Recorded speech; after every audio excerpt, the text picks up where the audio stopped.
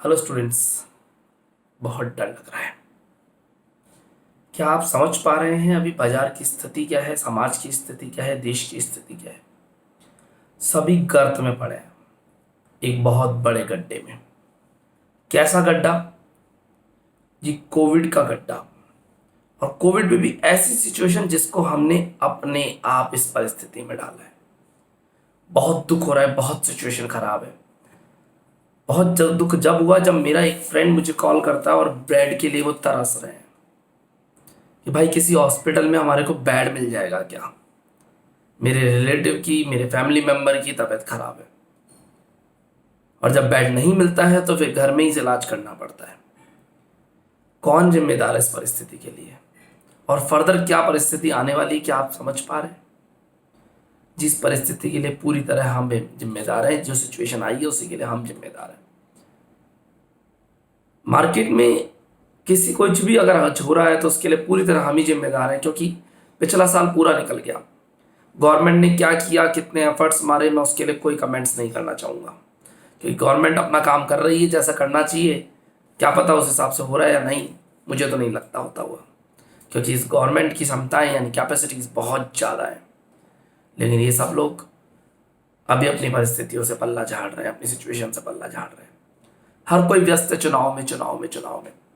यहाँ तक कि यूपी में तो पंचायत के भी चुनाव को नहीं टाला गया, छोटे चुनाव भी कराए गए। क्या जरूरी है चुनाव? क्या जरूरी है ये सब ढोंग करना या ये पॉलिटिक्स करना?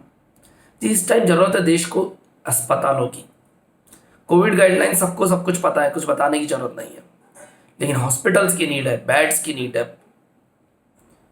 नहीं है हमारे पास इतना बड़ा मैकेनिज्म जिस सिचुएशन पे इस साल कोविड जाने वाला है। क्या समझ पा रहे हैं आप? 30 तारीख तक का लॉकडाउन। अगर आप राजस्थान की स्पेसिफिक की बात करें तो संडे इवनिंग तक नई और हार्ड गाइडलाइंस आने वाली है। नई और हार्ड गाइडलाइंस में और स्ट्रिक्टनेस आएगी। जो ये 2 दिन का लॉकडाउन है ये और आगे बढ़ेगा। मान लीजिए मेरी बात।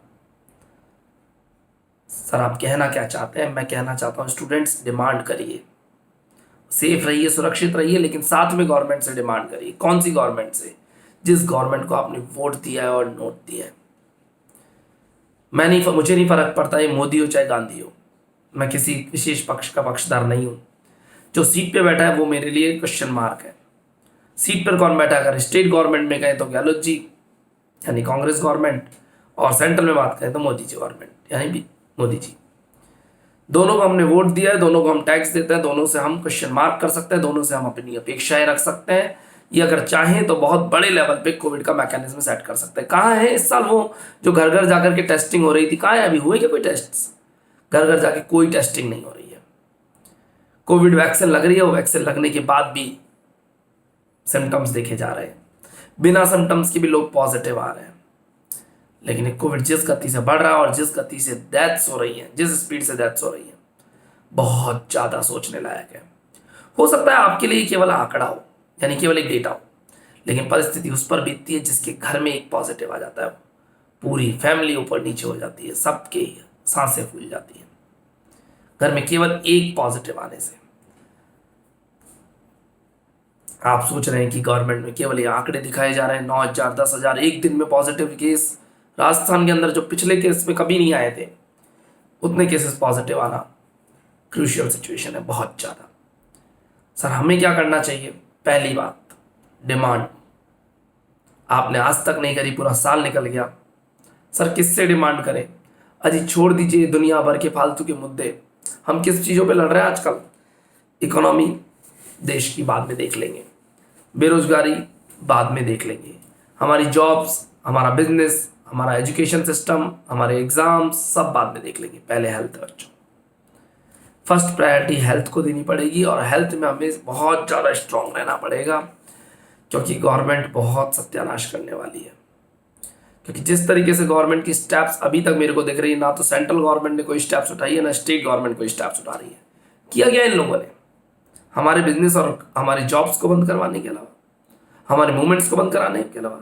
हाँ मैं मानता हूँ ये एक बहुत बड़ा स्टेप है कि कोविड की स्पीड कम की जा सकती है, इससे रोका नहीं जा सकता, कोविड खत्म नहीं होगा इससे।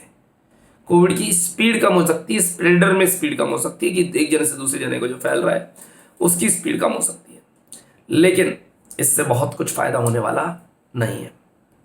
फायदा तो साहब आपको कम से कम ऑक्सीजन तो मिले, बेड्स तो मिले, आईसीयूज तो मिले, वेंटिलेटर सिस्टम तो मिले, नहीं है गवर्नमेंट के पास। जिस वैक्सीन को आज तक हम एक्सपोर्ट की बात कर रहे थे, सिचुएशन जस्ट अपोजिट हुई है। पिछले 5 दिन में अब ये इंपोर्ट की बात हुई, होने लग गई और होगी। बाकी सरकारें व्यस्त है अपने अपने इलेक्शंस में, स्टेट गवर्नमेंट भी और सेंट्रल गवर्नमेंट भी। जाने कब फुर्सत मिलेगी इन्हें और आपको। सर करें क्या ऐसी स्थिति में?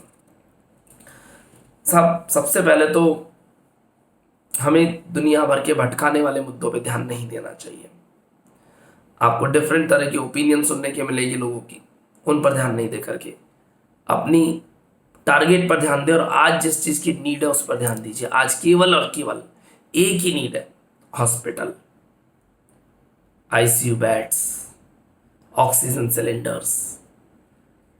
सच्चाई और तब मालूम पड़ती है जब अपने किसी निजी या करीबी व्यक्ति को पॉजिटिव हो, भगवान ना करे कोई पॉजिटिव हो, लेकिन पॉजिटिव हो और उसकी सिचुएशन इतनी बिगड़ जाती है कि सांसें बहुत मुश्किल से मिले उसे। इन दैट पर्टिकुलर सिचुएशन हमें समझ में आती कि कोविड कितना बिगाड़ सकता है। जब गवर्नमेंट कहे कि केवल 4 डेथ हुई है और वास्तविकता में डेथ हुई हो 120, यानी सरकार आंकड़े आपसे कितने छुपा रही है। क्या इस स्थिति से उबरने के लिए हमें बहुत जल्दी उबर जाएंगे? संभव नहीं है। हम इस स्थिति से जल्दी उबरने वाले भी नहीं है। छोड़ दीजिए सारी टेंशन्स, पढ़ाइयाँ कहाँ जा रही हैं, जॉब्स कहाँ जा रही हैं, बिजनेस कहाँ जा रहा है। पहले अपनी हेल्थ को संभालिए। अगर आपने हेल्थ को नहीं संभाला तो सब गड़बड़ हो जाएगा बच्चों।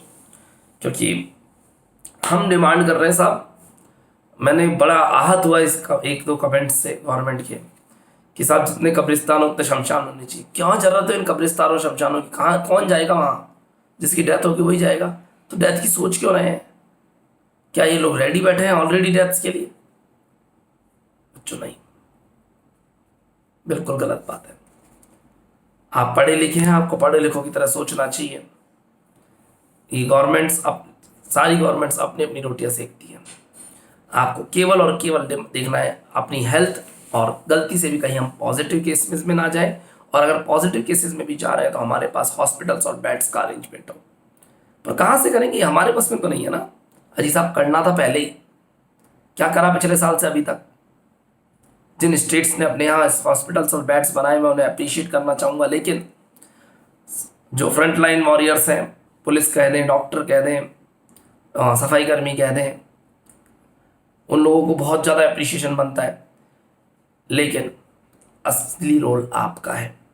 आप इसे स्प्रेड होने से कैसे रोकते हैं? गवर्नमेंट कुछ नहीं करने वाली है, दिख गया इस साल, और मुझे जी साल भी बर्बाद होता हुआ नजर आ रहा है। देख लीजिए किसी भी एक दिन में कोई एक चीज़ तो कंट्रोल हो रही हो। क्या डेथ्स कंट्रोल हो रही है, चाहे क्या केसेस कंट्रोल हो रहे हैं। पहले रूरल एरिया में नहीं था, इस बार रूरल एरिया में फैला है। पहले छोटी एज में नहीं था कि हमें लग रहा था 50 साल 60 साल से ऊपर वालों को होगा, अब 30, 35, 40 की ईयर्स वालों की एज को भी फैल रहा है। इस कोविड की सिचुएशन से सर पार कैसे पाएंगे बच्चों को समझ नहीं आता। लेकिन दुख तो होता है उस मजदूर का जिसकी घर की रोजी रोटी छिन चुकी है। दुख होता है उन मजदूरों का जो दूसरे स्टेट में जाके रह रहे हैं, उनके पास जाने के लिए साधन नहीं है। दुख होता है उन लोगों के लिए जिनको एक बेड नसीब नहीं हो रहा, हॉस्पिटल में वेंटिलेटर नसीब नहीं हो रहा, ऑक्सीजन के सिलेंडर्स नसीब नहीं हो रहे हैं, खूब पैसा होते हुए ये सब चीज़ें नसीब नहीं हो रही हैं। अगर सरकार के किसी व्यक्ति को कोविड पॉजिटिव होता है तो इनको तो बहुत लग्जरी ट्रीटमेंट मिल जाएंगे, आपको कोई ट्रीटमेंट देने वाला नहीं मिलेगा बच्चों, बिल्कुल नहीं।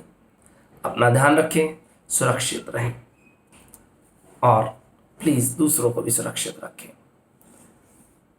Thank you.